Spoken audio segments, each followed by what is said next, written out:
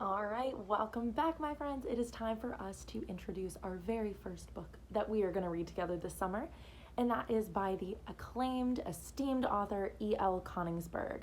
She's won the Newbery Medal 2 times, one time From the Mixed Up Files of Mrs. Basil E. Frankweiler, which I gave all my students as a gift at the end of the year this year, and the other time for The View from Saturday, which is another book that I love.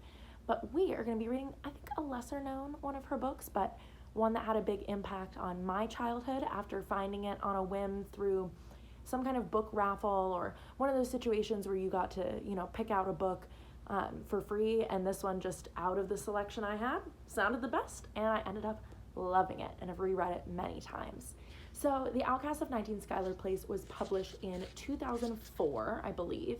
Yes, I just wanted to double check. In 2004, and we are going to be reading it together. And while we read, I want you to think about our main character, Margaret Rose. So she is a young girl, and she goes to summer camp and doesn't have a great time there because she doesn't feel like she really fits in. She actually feels a lot more like she fits in with the grown-ups in her life, which makes her feel kind of like an outcast. Not the outcast in the title, but maybe a connection that we can come back to once we finish.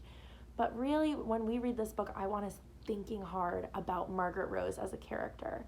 I think I really gravitated toward this book as a kid because I related to her a lot, and I would love to know what you guys think. As always, my email is down in the description of this video, so you can send me an email anytime. I would love to read it, and let's go ahead and get started reading this book. I cannot wait.